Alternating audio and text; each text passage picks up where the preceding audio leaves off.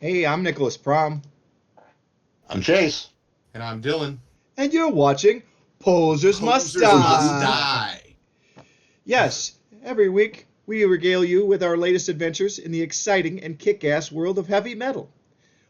Or, if we didn't go to any shows or anything, it's really just some album reviews. But that's okay too. Uh, and we've got an album, we always review a new album at the top of the show.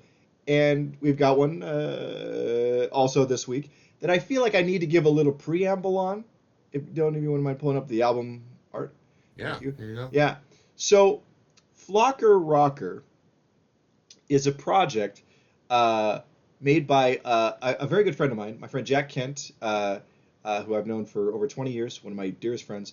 Uh, he has a syndicated comic strip called Gulls, and aside from being a cartoonist and graphic designer, he also is a musician and a heavy metal dude. And this is his fourth album based on the characters from his comic strip, which is about a rock band of made up seagulls who are in a rock band. So, uh, sorry. And this album that we're going to talk about today, Seagull of the Seven Seas, is a concept album about these characters going on a journey looking for a magical dumpster that is like never-endingly full of trash for them to consume. Um, and I'm not even making that up, but it speaks to Jack's sense of humor and everything. Um, but I think this is a fun record. It's You guys go from it. Just get some thoughts on this the music here. I adore this type of project. It's passionate, but it doesn't take itself too seriously, and that's a nice sweet spot that a lot of artists kind of miss. And I feel like it was hit dead on with this one. And I have a soft spot for pirate stuff. On top of that, Yeah, and if it's metal, it's just gravy at that point. So hell yeah. yeah. Uh, um, let's see what I got here. Yeah, I noticed that like every time I tried to nail down the influences, it would just surprise me in the next song. Like Mm. throughout, there's like it's a really fun kind of maideny priesty kind of just it hit that riffage, and it carry and that's kind of like the core of most of the songs. But every once in a while, like I was getting like shades of Amon Amarth to like Def Leppard and whatnot. Interesting. Well, I know Jack definitely likes Def Leppard too. Uh, I picked up on some. There's like some like Jethro Tull homages too. Did you hear that? Yeah. So I will just say, because I know Jack, I can tell you like what his favorite shit is in the world of heavy metal, and it's something about here's the ballpark that Jack lives in. Okay. Um, his favorite shit in metal is like one, Running Wild, Hmm. Megadeth, Of course, Dokken, Maiden, Priest, Scorpions, Accept, and anything with Ronnie James Dio. That's right. like he is my friend and I know him, and like that's the stuff he loves the most. Um, and like all the nautical theme stuff is just perfect because he grew up in the Oregon coast, and so that's just kind of like informs his life and his art so much. And I think that's great. Um, but yeah, Those YouTube links that you sent us earlier about the first two tracks being animated. I watched that earlier. They're fucking they're great. yeah, And yeah, I got that the silhouette of the town that the seagulls are taken off from. Uh, Look familiar. I can't quite place it, but my parents took me up and down the coast. It kind of reminds me of Astoria, but I don't know if that's actually what it was or not. it probably was Um, Astoria. I think that's right. I can't remember if it was Newport or Astoria where Jack grew up, but yeah. But yeah, I thought this was a lot of fun, and I love an album that tells a story. I mean, like, gee, we love King Diamond. This is definitely something far sillier, uh, but but that's intentional, and this is really fun. Yeah. I really like stuff like Snackin' Kraken. Is that what it was called? Yeah, Snackin' Kraken. That was one I liked too. That one was a real standout track for me. What are some album highlights for you guys? Skipper Seagull, Seagull's Log, and Squawk Pirates. Yeah, really fun stuff. Yeah, and I should say Jack wrote all this music, and he did all the guitar and vocals, except for some of that voiceover. There's a gal who does some of that spoken voiceover. But then he's got friends who play bass and drums on all 4 of the FLAWKER RAWKER albums. So, yeah. But yeah, I thought this was a hoot, and it's really fun. You know, I used to go see Jack's old band, Bastard Saints, play. I mean, I saw them open for Metal Church and Death Angel, and Awesome. and also open for Creator and Vader. So yeah, yeah. Nice. But yes, so that's a cool thing. But yeah, I don't have a whole lot really more to say on this. It's like it's fun to enjoy things that your friends do and they're not cringe. You know what I mean? Because we've all had that friend who's in a band. Oh, check out my stuff, and then you're like, you don't want to tell them that it sucks. Luckily, I don't have to do that here. We don't have to do that. Yeah. We don't have to do that dance at all because this is good. So yeah, horns up for FLAWKER RAWKER, and check out Jack's comics. He actually does several comic strips. He has Gulls, one called Minus Tide, which is nautically themed, like single panel gag strips, and then he does a series that's very popular. It's called Sketchy People, and it's just literally weirdos he sees out in the world, and he'll just snap a quick photo of them and then draw them. You know, and he's put out all these books. He's got like the 9th volume coming out very soon of that. There'll be a link in the description for this show for Jack's YouTube channel, and you can check out all his stuff there, and see his art and his creative processes, and see the he did a half hour, 30-minute. That's how long half an hour is. He did a making of this album video too, which was really cool to see the insight of like in the studio and the creative process, and that was neat. But yeah, horns up. Yeah. I want to say I appreciate that every song on here started with the letter S. I don't know if you guys noticed that. You know, I didn't, but that's funny. For seafaring adventure. But cool. Yeah. So FLAWKER RAWKER, Seagull of the Seven Seas. This is out streaming on every platform. You can get it physically. It's on vinyl too. So if you're a vinyl hound, you can get that. It's pressed on a beautiful blue vinyl. So yeah, you can hit up Jack for that stuff. And like I said, there'll be a link in the description where you can follow and find all his work. But yeah, are we good? Yeah. Okay. Block and rock. Yeah. So what do we have for Chase's classic album this week? Oh, this week we got Sodom with Persecution Mania. Persecution. Oh wait, no, wait, wrong. That's wrong one. Persecution Mania. Yeah. I love this album. This is my go-to Sodom record. A lot of people are like Agent Orange, and I'm like, no, man, Persecution Mania is my Sodom album. It's just it was just the right record at the right time for me. Just love the hell out of this one. Did you guys listen to the 9-track version or the version with the bonus tracks, the Experts of Sodomy EP? Oh no, 9. It wasn't a special edition or anything. So your version ends with what, Bomb and Hoggle? I believe so, yes. Oh, okay. Mine had a few extra on it. I must have listened to the longer one. Oh, okay, yeah. And that's the version I knew, so sorry, Chase. We'll probably talk a little bit about that. But yeah, 9 songs, and then there's a re-recorded version of Outbreak of Evil, which is their like Ace of Spades. And then the 3-song Experts of Sodomy EP. So for me, all 11, no, how many? whatever 9 plus 4 is, 13. All 13 of those tracks, that's Persecution Mania.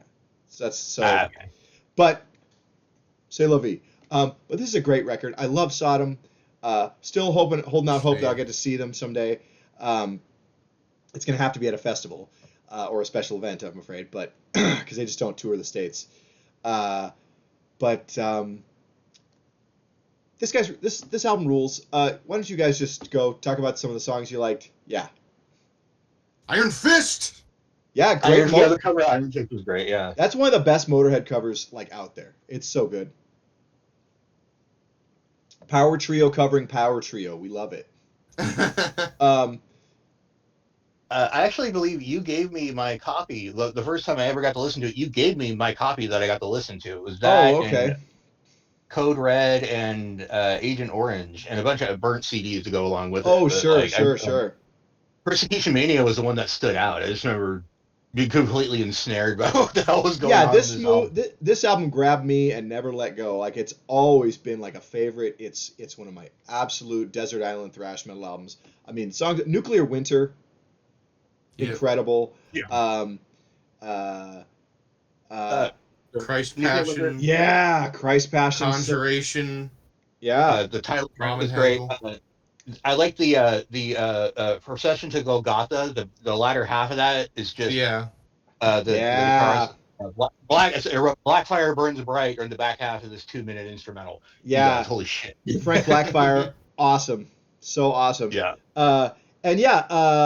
Did you guys hear this week Acid Mass dropped a surprise cover of Enchanted Land?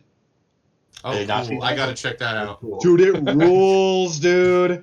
So that's cool. You like that? But yeah, I love this album. It's so good. And then I really like the Express Sodomy EP. Songs like Conqueror, My Atonement. Those are really good stuff. Sodomy and Lust. This just rules. Tom Angel Ripper, Frank Blackfire, and Chris Witchhunter, killing it. Right. Absolutely. I think Witchhunter's still in the band at this point. What? I was gonna say, no. Witchhunter passed away in 2008 due to liver-related illness. Apparently. Yeah. I meant just on this album. I couldn't remember if he played on this record or not. Oh, my bad. Okay. Yeah.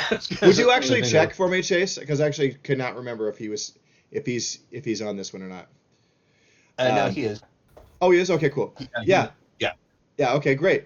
But yeah, dude.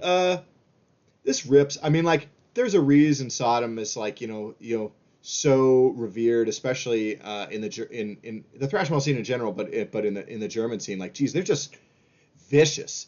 I mean, like, there's something about them that makes them stand out even among like their incredible peers in like Creator and Destruction. I think like that weird like bordering on black like blackened thrash kind of thing that the early German thrash kind of did. Like it just had that bestial kind of quality to it. Yeah, I think good. I want to say this is sort of the transition record in that regard because like their first EP, In the Sign of Evil, and then the first full length. My brain is just not pulling it up for me, but God,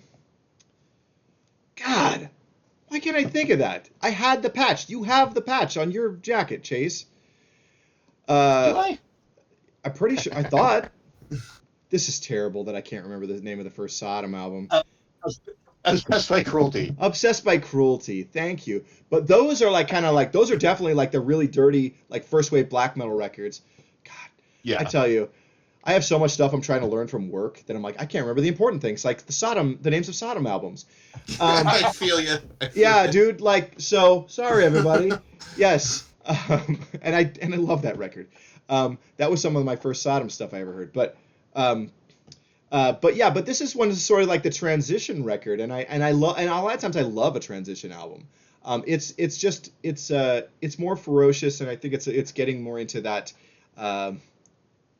thrashy more than that black speed metal sound. Mm-hmm. But this album just kills. It's like, like we are new. It's like the Venn diagram of like like satanic shit, but also nuclear paranoia. You know, like Yeah. yes, this album Yeah. has it all. You know, um, I want to say this is in the side column to this. When I was writing this, for some reason, like my fingers kept writing. It wouldn't write. I wasn't typing Sodom. I was typing Sodmo. And oh, just okay. Sodmo. Every time I write Sodom, it'd be Sodmo. And went back and was like, why is? Oh crap! At one point, I managed to switch it, and I auto-corrected to Sodmo. So every time I managed to auto, and it just sounded funny. I have no joke past that. That's it. It's just That's funny sounding. delightful. I mean, like Sodmo, I think is going to be the name of our Sodom tribute band, obviously. There we go. No, Sodmo. It's Sodom's evil brother. They're a Christian rock band. Oh my God, Sodmo. Oh my gosh. But also, you guys have seen that it's like a meme or like a running gag online where like somebody got a Sodom patch and put it on upside down because they thought it was like Wodos, and so then you'll see that now, and it's like it's like I don't know if somebody did it as a gag or some poser just didn't know, but like Wodos, and you'll see it everywhere, yeah, but Sodmo, that's hilarious. Okay, are we pretty good on this? Sodom, they rule. Yes. One of the 100%. best thrash metal albums, Persecution Mania. Excellent pick, Chase. But yeah, I think it's time to move on to Dylan's Demolition, and what a great pick you have this week, man. Fuck, dude, Yes. yeah. This week I have chosen the demo by Crematory. They are a Swedish death metal band. This is from 1991. This is their demo, Wrath from the Unknown. Yeah. And come one, come all fans of Grave, Carnage, Dismember, Entombed, you will eat this shit up. You will eat what this did shit you guys up. think? Dude, this ruled. You should not confuse this band with the more famous, but not as good, Crematory from Germany. This band has a bunch of demos and like an EP, and this is the Crematory that rules. The German band have a bunch of albums, and I'm like, meh, I don't really care for them. So they commented on the YouTube video for this demo, and they were like, beware, this isn't the real Crematory, this is a fake cover band, and everybody was like giving them shit for commenting that. Wait, the German Crematory did that? Yeah, the other band that you're talking about. That's so funny. And said, these guys are fakes. Dude, this is the real shit. This shit is so sick, you guys. This is great death metal. I love this Crematory. This is awesome. Yes. And there is a compilation out of like their EP and their 4 demos. And I'm like, I just want to like go through and absorb that material because this is sick shit, dude. It's so good. Yeah. I can hear this as inspiration for Molder, like who are one of the great current death metal bands. Like, this is great. This is rad. I just like, and what I love about this early death metal is like, sometimes the vocals are like one of the heaviest things about it. You know what I mean? Yeah. And that's the case here. Really cool. Can you guys talk more about the music here, please? I'm just dude, no. It's another one of those sweet spot demos you managed to find where it's like murky, but crystal clear, not murky, crystal clear. You can't say that, but somehow this is where we are. The lo-fi. Yeah, it's sound. lo-fi, but it's clean enough to get across exactly the right sound. This is exactly how I want death metal to sound, dude. Mm-hmm. Yeah, like this is great. I wrote a bunch of just like over the top not saccharine bullshit, but like just slob knobbing bullshit about it.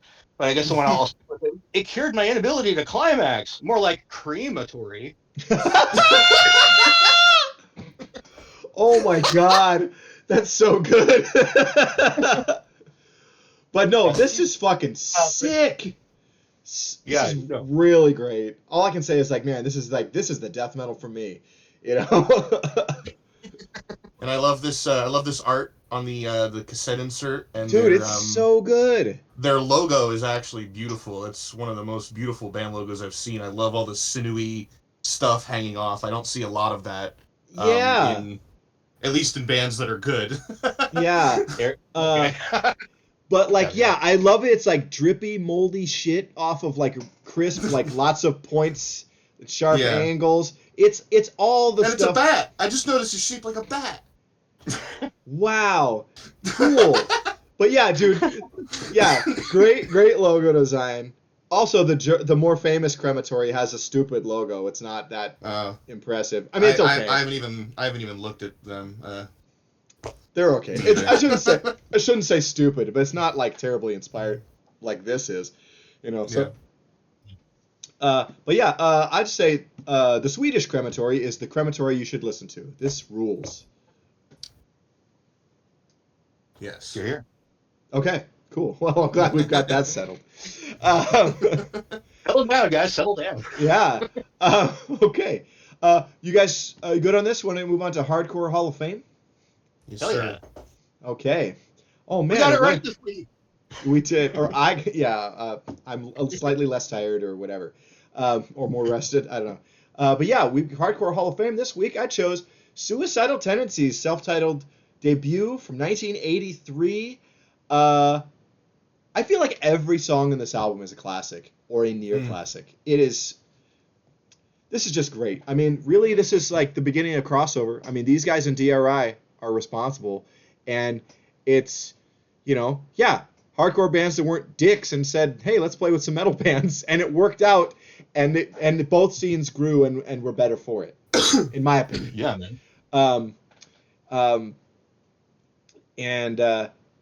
But I love Suicidal. Chase and I saw Suicidal Tendencies the year Kevin DeBro died, so whenever that was. I looked it up a while back, but I can't. Yeah.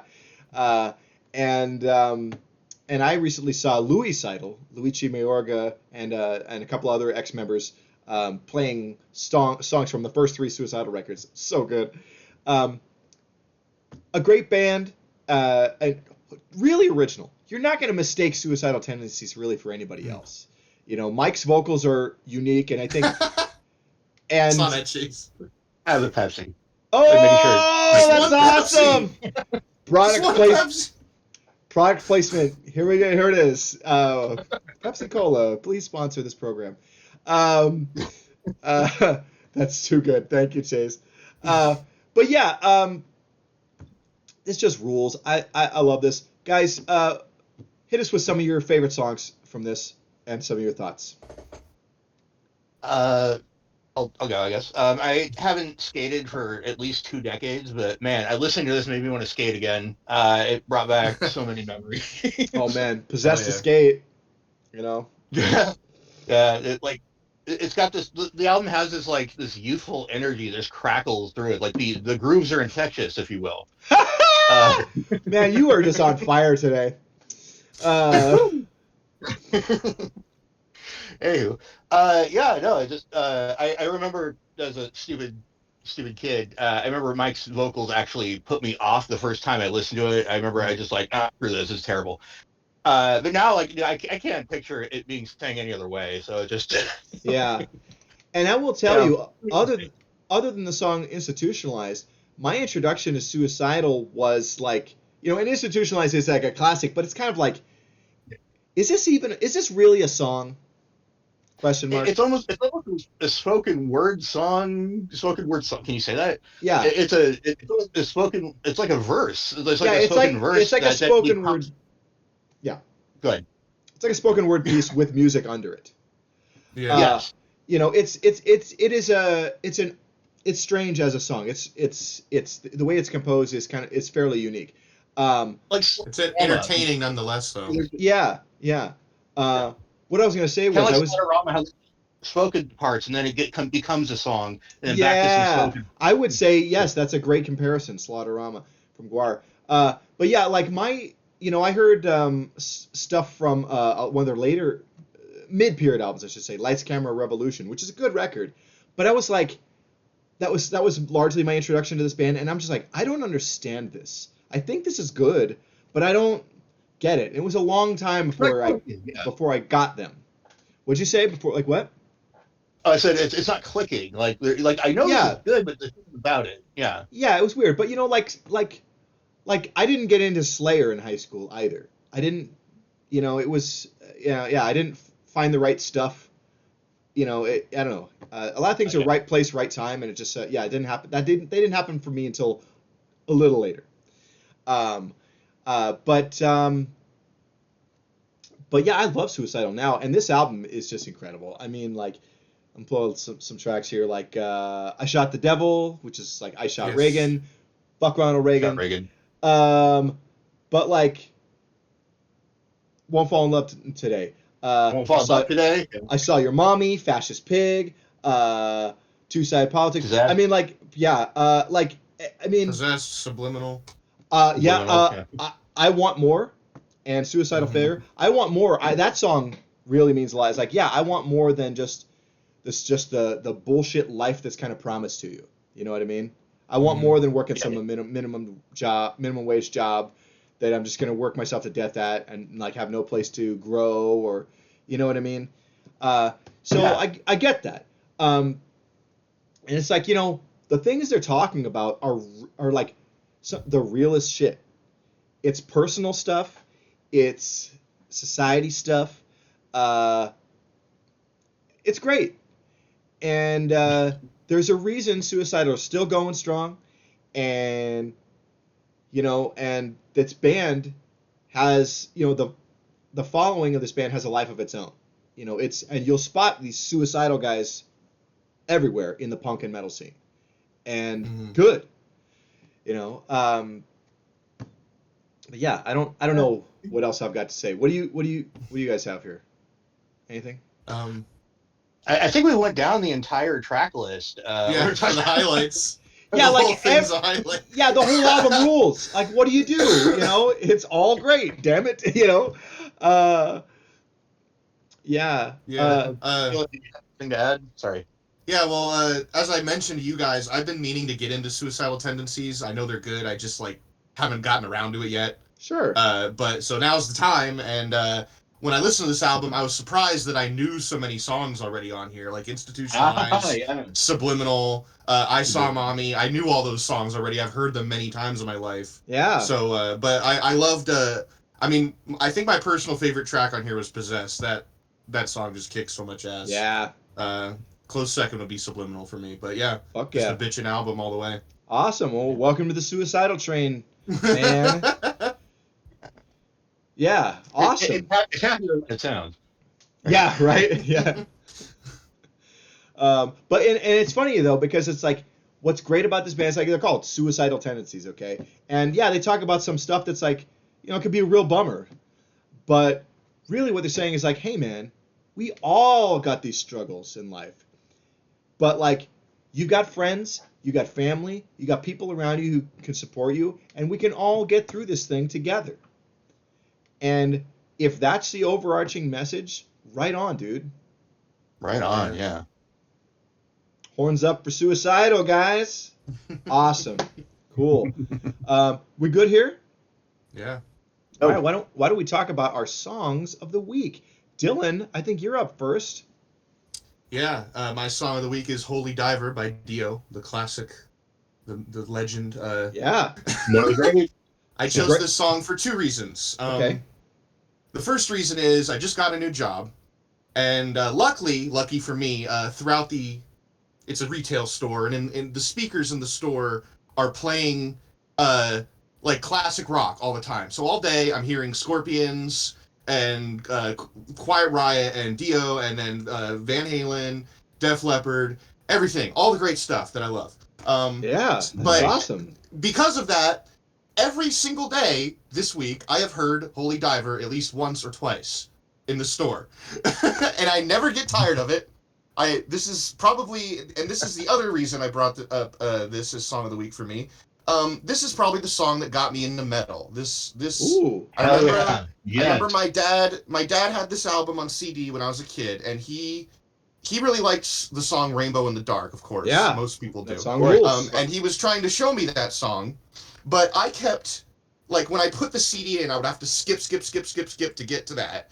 And I remember one time I just went skip, and then I got to Holy Diver, and that wind and the synth started to come on. I'm like, oh my gosh, what am I in for? And I listened to the whole thing, and I'm just hearing this like story of like an epic fucking adventure, which later I found out is about Jesus or something. But fuck this song. I don't think I'd be a metalhead today if it was not for this song. I must have heard this song 3,000 times in my life. It's just great. Probably one of my top 10 favorite metal songs. Okay. I Right on, that dude. was a lot. I've never thought for a second that this song was about Jesus, and I'm not sure about that. It's about it's a biblical story. Okay. But between the velvet lies, there's a truth as hard as steel. Yeah. I love that. I just love that lyric. You know. Yes. But Chase, what do you got? I love Dio, and great song. I mean, I love this song. It's one of the greatest metal songs of all time. You know, easily within the top 10. I agree. I don't have anything nearly as cool as that about it. That's great. That's great to find out that this was the song, because this was. I remember being a kid and watching the video on MTV. Oh wait, no wait. Yeah. Sorry, the video on MTV, and just like I only saw it like once or twice, and just being like completely captivated with it. I saw it over at my friend's house, and his dad comes over and goes, get that shit off the speakers, and he like turns it off. And he was in the country and whatnot, and I was like, I remember being like, oh, okay, I guess he just doesn't like it.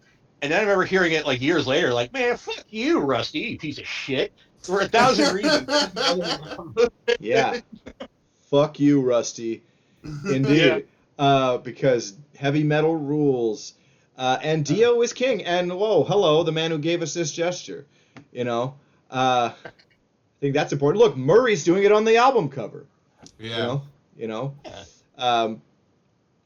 But right on, dude. Yeah, Dio rules, and this is great. We ready to talk about Chase's song of the week?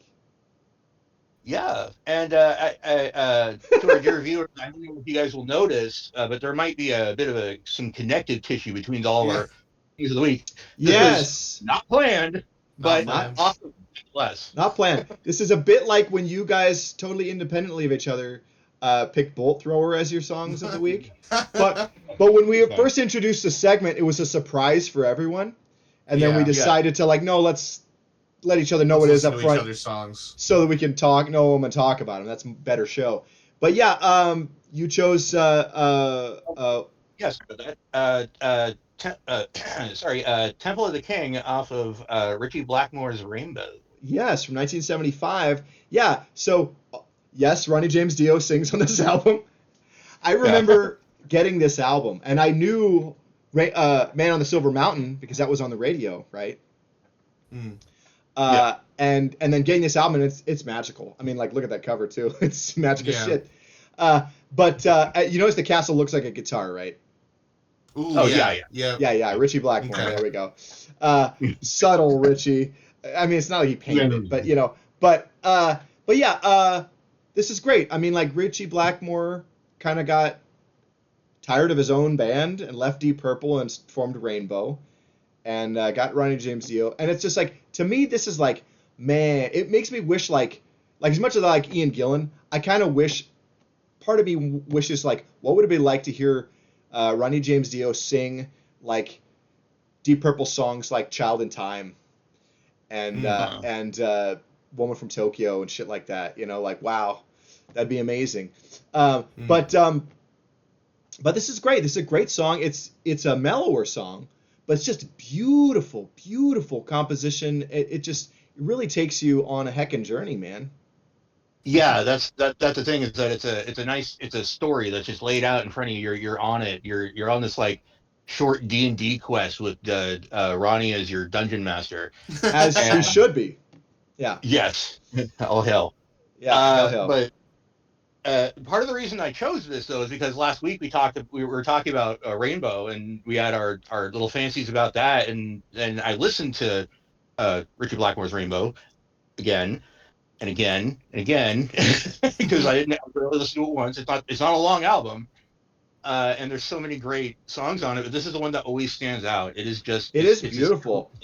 I mean, it cozy. gets me from that intro, you know, the opening intro where it's like, is there like strings Like a or lute or a mandolin. yeah, something like that. I feel like there's string and like piccolo or something, you know. Mm. But also, from the moment he goes, one day in the year of the fox, and I can't do it like him. Yeah. In a time remembered well. I'm like, whoa, okay, I'm there, I'm in.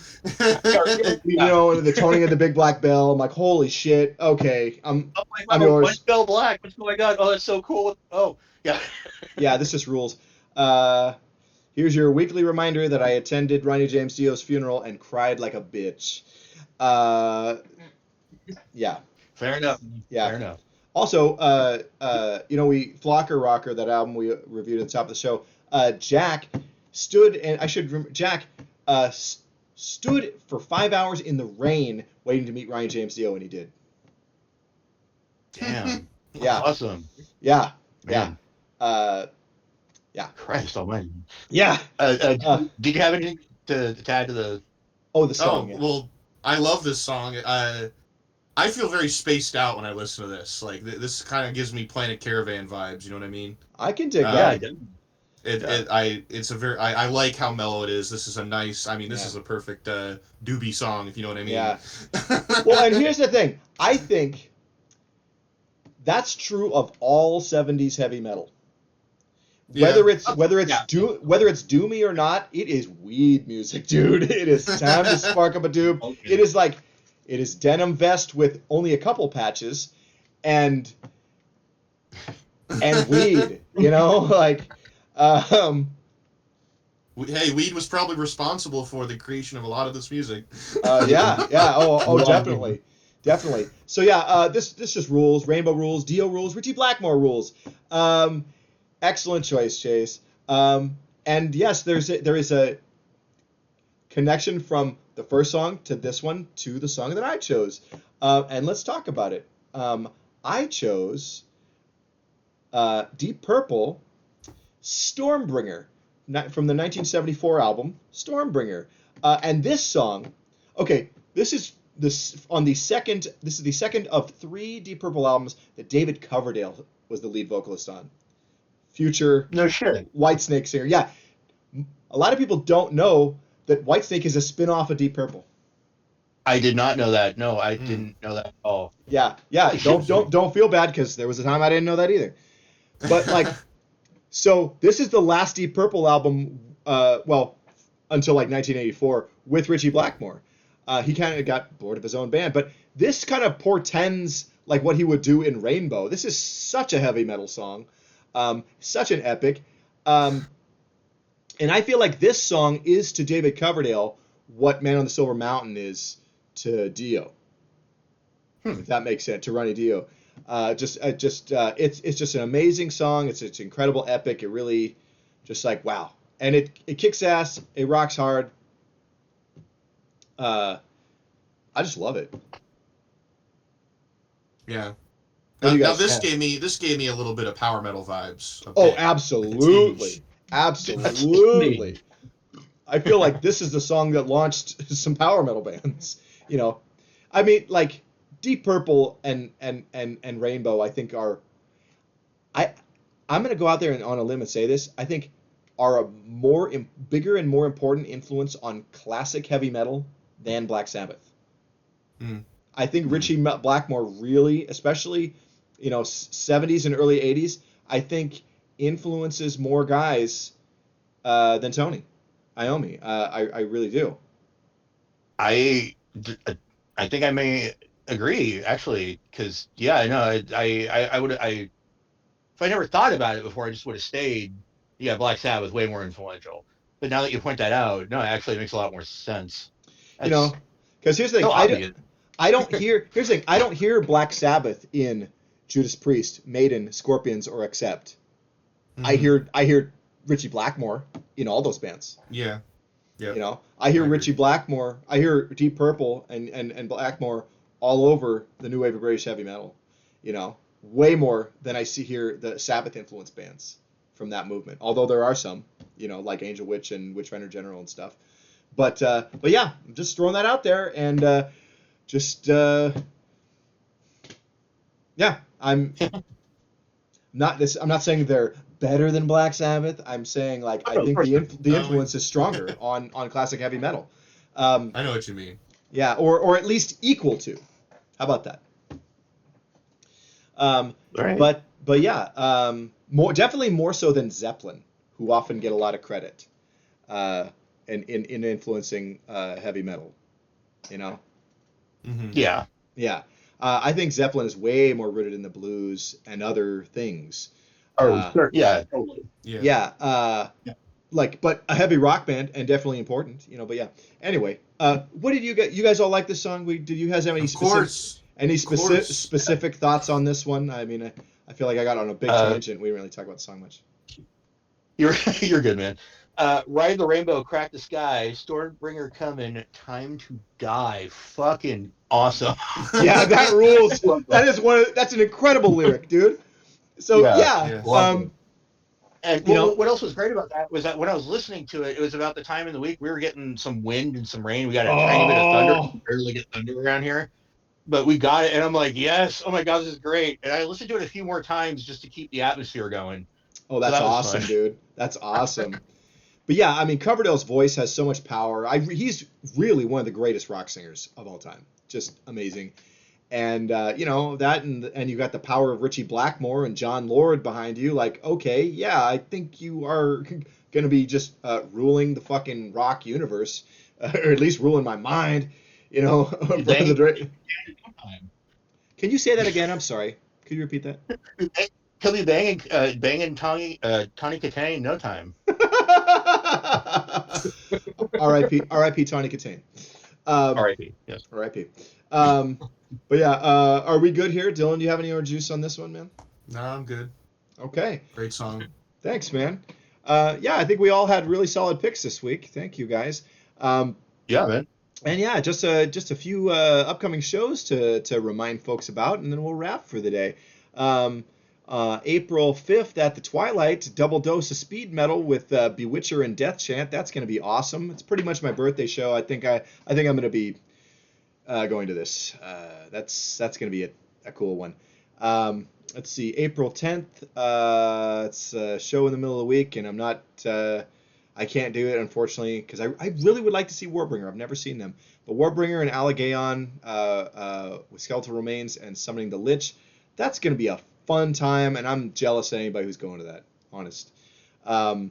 Let's see. The next night at also at the at the Twilight, Early Moods, Magic Potion, and Seductor. It's a Doom and traditional heavy metal show. That's going to be a cool time. Get out there and enjoy that, folks. April 17th, classic 80s power metalers, Heir Apparent, playing their first ever Portland show at our beloved High Watermark, with support from Tower Hill, Serpent Rider, and I Am the Intimidator. Man, I have to miss it. I just found out, and I'm bummed about that. But man, if you can go to this, please do. Holy shit! I'm learning now that, like, with my new gig, like, wow, I'm gonna have a lot more money and a lot less time to go to shows. But it's more money to hit the bigger, more important stuff, and so we'll be going to some cool shit. I just gotta miss a lot of the smaller gigs now. The working metalhead's paradox. Yeah, it sucks, but c'est la vie. But you know what? This new gig means I'm going to be going to LA in October to see Razor, and that's a dream come true for me. So, Hell yeah. Like, yeah, that's a fair trade for me. Like, fewer shows, but the shows are going to be like that I get to go to are going to be these incredible memories. So, but yeah, on April 25th, a show we got to be at. Holy shit! It's a big thrash show at the Blackwater. Velocity, Pilau, alongside our hometown speed metalers Blade and new crossover hardcore band Betrayer. Every band on this bill kicks ass. This show is gonna rule. Gotta be I'm there. gonna try to be there. I have to be there. This is gonna be awesome. It's gonna be a rager. It is going to be for sure. Yeah, and the following Tuesday after this show, Death Metal Legends Obituary. You're going to be at the Roseland Theater with support from a bunch of great bands. Nails, Terror, Spirit World, and Pest Control. That's going to be a great night of metal. I know my buddy Steven Weber is going to be there and having an awesome time. I can't wait to hear back from him about that one. And let's see, May 11th at the High Watermark, Persecutor, black and roll band with support from Vueltas, who are punk, and Hadian, who are traditional metal. That's going to be a cool show. I really want to hear back from folks who go to that. That's a really mixed bill. Interesting. But should be a cool time for those who can make it to that. And then fast forward to June 3rd, Napalm Death with the Melvins and the Hard-Ons at the Revolution Hall. I really want to go to that. Hopefully we'll see about that. And we've got some other upcoming shows. I just haven't updated our calendar, so we'll have more stuff in the pipe or in this segment for next week. Thanks everyone for listening. Chase, why don't you hit us with the sign-off? Or watching, listening, whatever. Yeah, whatever you're doing. Yeah. Thanks for watching or listening. Remember to like, comment, subscribe, and come on, jump at the fire. Or fire. Yeah. Good night, guys. Thank you.